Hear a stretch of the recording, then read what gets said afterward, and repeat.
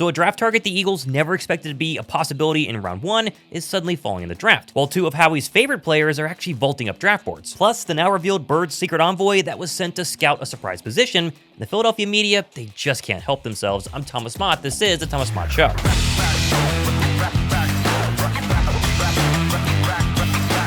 While the Eagles draft news keeps rolling along, I thought it'd be interesting to check out what local sports radio in Philadelphia was talking about just 5 days away from night 1 of the NFL draft. And well, it looks like they think debating if A.J. Brown should be traded next week is definitely more important than draft picks. Yikes. But don't tell that to WIP because they just couldn't help themselves. I would trade A.J. Brown for a top 5 pick if Travis Hunter or Abdul Carter are on the board. If they're on the board when they get up on the draft, when the Eagles call a particular team, like if those guys slip past the first 2 or 3 picks, and let's say the Patriots are on the board of 4. We know the A.J. Brown stuff there, Vrabel, and they need a receiver.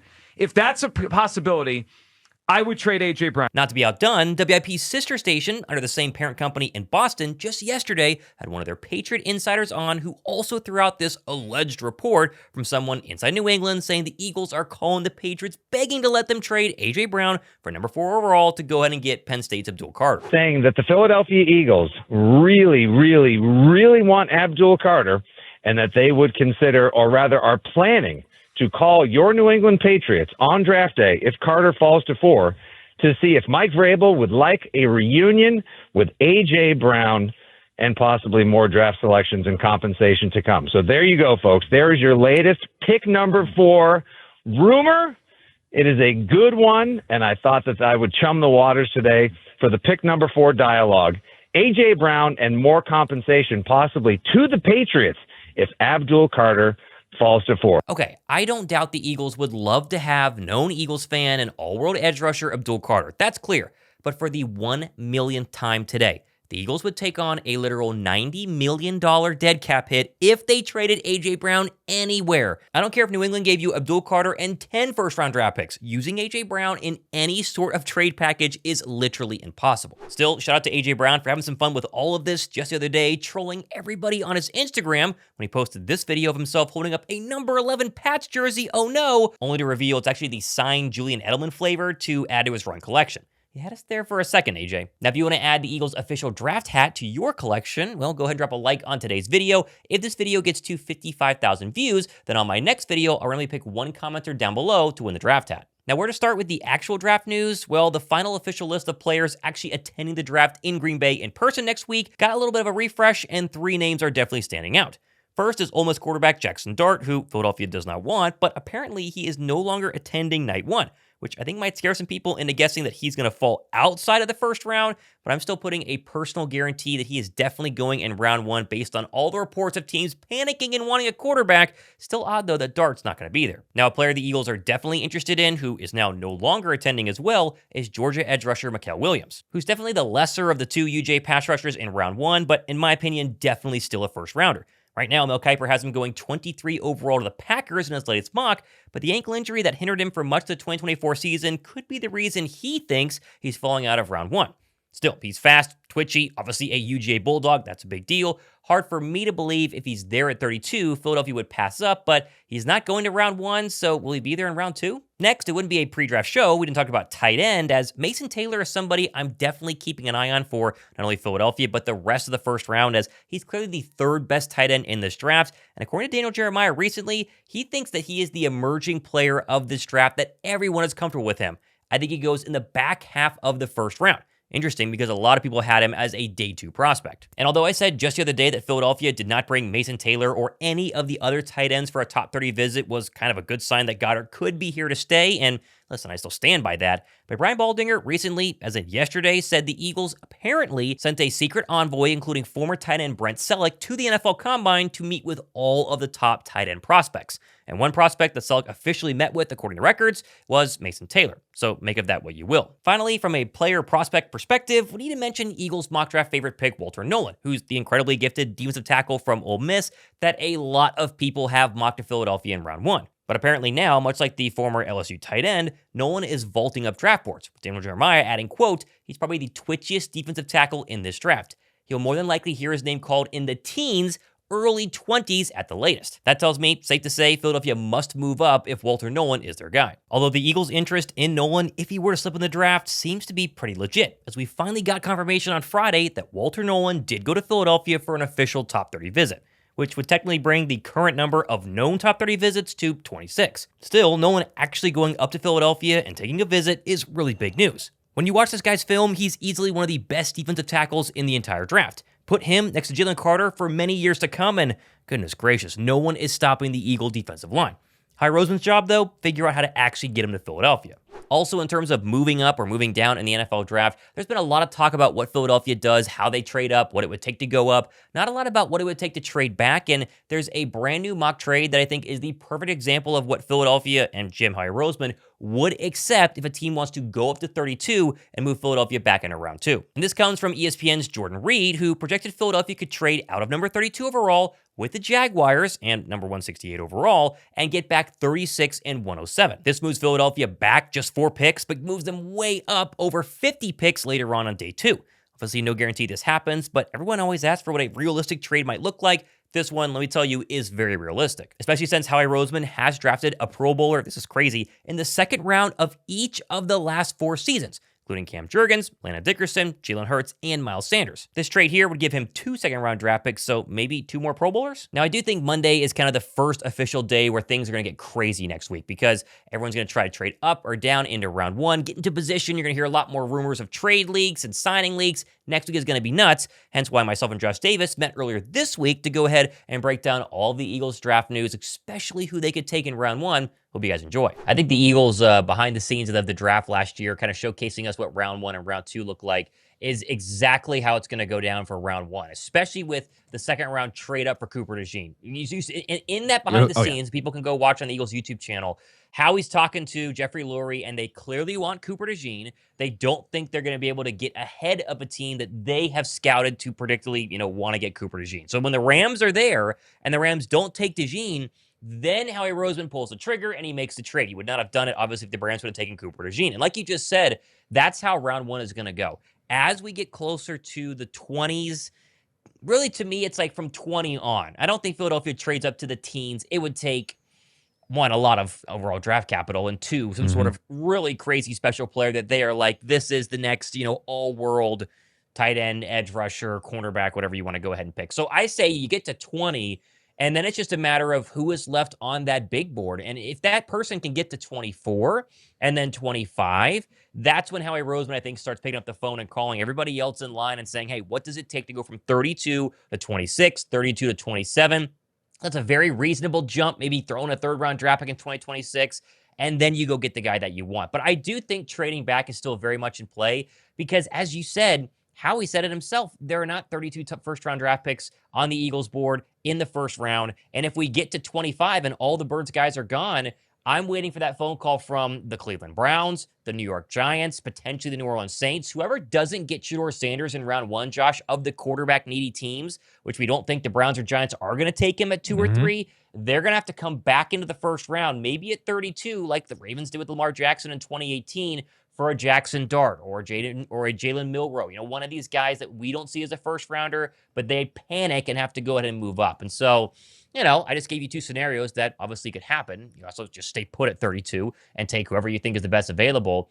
But it does feel like we're getting to that point where it's going to be interesting once 20 gets on the board, because that's when the Eagles can start to strike. Yes. Yeah. I was trying to find that clip, which I did eventually, that you were referencing, obviously the Cooper DeJean. But they've played out all sorts of scenarios here. And that's the luxury of there's very few elements, where you could go, okay, what does a team building prospect look like? Right. Or what does a general manager prospect? They're essentially running mock draft. So what a lot of people here in the chat are doing, consecutively over these last couple of days, it just run a million different scenarios. Okay, hey, so-and-so's off the board now. Now what do we do? Where do we pivot toward? Who's the next guy on our board? How long can we wait? Do we need to trade up in this scenario? And you still never know, because draft night it's full of mysteries, and it's the human error, and teams will reach, I'm curious to see how far does it go before we go, there, that's it. Okay. Did not expect that player to go, but some team is reaching for it, and then he just totally sets off the rest of the draft. But all things considered, you're trying to be as prepared as possible. You trade up, you go get a guy that you can. I'd be curious. But like I say, there's so many different guys out there. Reminder, of course, because Thomas and I will be streaming for the first couple nights of the draft. So come hang out with us. We got some crazy giveaways, fun, exciting time, cool draft night, announcing the picks, and some cool stuff planned. We'll maybe tease it a little bit towards the very end of the stream here, but some very cool things planned. We'll just say that. Go ahead. No, I was just going to say, no, go ahead, and then I'll ask my question. Mine is unrelated. Go ahead. Oh, okay. I was going to say, Surfer was saying, love the show, guys, but Shador is not sliding. And then also for a couple of the super chats here, before we get into that one, Harry with a 5, thoughts on Lathan Ransom for the replace, or I guess similar to CJ, but thoughts on him maybe to replace. Does he get the starter opportunity? Yeah, I don't know. I don't know about you personally. Like, I'm not opposed to it necessarily, but like every time that I look at safety, I know Malachi Starks, and both of us have covered it on the last couple videos, and it's the natural Philly dog inclination. You know, do you take a first round or do you draft a first rounder for the first time? Yeah. Philly's never done that for a safety, but you probably have to in the first round. You have other Kevin Winston Jr. from Penn State as a possibility there, but those are earlier. I think if you get later into, because Lathan Rand's probably talking about like a 3rd round, 4th round selection for him. I was looking it up. He's the 10th safety prospect on ESPN right now. So you got time to wait. I guess I kind of go back and forth because like he could turn out to something, but I also think to myself, we haven't had enough from Sidney Brown yet. So do I say go ahead and draft like another 3rd round, 4th round safety, maybe see how he pans out, or do you go the route of, because Howie even said in the press conference yesterday, like, you know, there's going to be a lot of other free agent moves. Now, granted, a lot of undrafted free agents, but could be some other free agents. So is that something where you get your veteran safety, whether it's going to be a Justin Simmons or just, you know, somebody who's there to kind of facilitate? But I don't know. I don't know if you go with like a multiple of a selection. For me, and this is just my personal opinion, so I totally understand it. If people are all about Lathan Ransom, draft him. He's the guy. That's fine. But for me, it's like if you want to draft youth and say we don't have our starter, which would tell you they don't believe in Sidney Brown as much if they were to draft that early. But if you don't, then I think you got to go and draft early and take a like Malachi Starks, Xavier Watts, Kevin. On a draw blank now. I just said it. Penn State. Winston. Draft someone earlier, because otherwise you wait till a 3rd round, 4th round, like I say, and then it's like, well, you don't know how this guy's going to pan out. He's a rookie. You still don't know necessarily about Sidney Brown. He's been injured, trying to rehab and all that other stuff. So, I don't know. Long-winded answer. I don't hate it, don't love it. Kind of just in between. Yeah, safeties to me, the most obvious need so far in this football team. But I think if they were to wait until the 3rd, 4th, or 5th round, because I think they will take a safety if it's not in the 1st round at some point, just for overall depth purposes. But if they do wait, let's say past round 2, so a 3rd round guy like a Latham, or they were to wait, you know, much later for a guy in a 5th, 6th, or 7th round, that would tell me either they love Sidney Brown or Justin Simmons. And Justin Simmons continues to kind of be this wild card where Philadelphia could go into this draft and go, you know, Malachi Starks is there at 32. I don't think he will be, but let's say he was. We're going to go edge rusher instead, and then they get a safety in, you know, the 6th round, and then we all come after the draft and go, whoa, they must love Sidney Brown. And then a week later or a month later, they sign Justin Simmons. So I do agree with your central argument of if you need a safety, if they have really sat down in their war room and said, number one need in this draft is safety. We have got to come out of the 1st round, or got to come out of this draft with a safety, then just spend it on a 1st rounder. Go get Nick Emenwari, go get Malachi Starks, whoever you think is a plug-and-play ready safety in day 1, or who Vic Fangio thinks is plug-and-play ready, that's who you go ahead and get. So I would agree. Nick Emenwari would be great. I've been a little bit slightly above, for me personally, now we'll see, but slightly above Malachi Starks. I know some people are going like, oh, no, you need to go get Malachi Starks, and that's fair. We can agree to disagree for those people. Matt here with the 2 does say we need to get Starks at all cost. Dude's a stud. He's a stud, but you know, maybe not quite above that element. There would be some that would argue, because we did the whole RAS and top 30 visit, as we mentioned at the top of the show. Not very athletic in terms of the testing. In terms of the testing, I test, you look, see plays being made and staying with other players. So Not every player translates that way, but the vast majority, especially the way the Eagles look at it, you go, that's not as likely that they would go make a move. But then the counter argument is, yeah, but he's a Georgia Bulldog. So, Right. I mean, you kind of like automatically put them higher on that tier because you assume that Howie's going to be interested. Which, by the way, while you mentioned that, I was just looking up. So Mel Kiper has a 3-round mock draft just to show people the top 2 safeties being Envoy and Starks, where we think that they're going to go. Envoy, every single mock I've seen, he's not gotten past like 22, right? So right now, Mel Kiper has him 19 to the Bucks. The Bucks are in need of a safety. Really, they need help everywhere on defense. But if you want Envoy, which I think most Eagle fans would love because of the athleticism, the crazy combine, you're really going up. You'd have to fall to 23 or 24, and then you pull the trigger. You're not going up to 19. It's too big of a jump, in my opinion. Whereas Malachi Starks, I keep seeing him, at least on the most recent McShay mock, he's 27. So he's a lot more likely to be either a realistic trade up because 32 to 27 is so small, or he sneaks past 27 and is there at 32. So just when we talk about safeties, and really when we talk about players in general, where they're at in the first round really matters in terms of availability for Philadelphia. Because a guy like Mike Green out of Marshall, who I did a show on a couple of, I think last week, love him as an edge rusher. I know he has, the kind of the questionable past, despite lack of, he has allegations of stuff, but not necessarily any sort of police report filing. And so it's a he said, she said, don't really understand the full situation.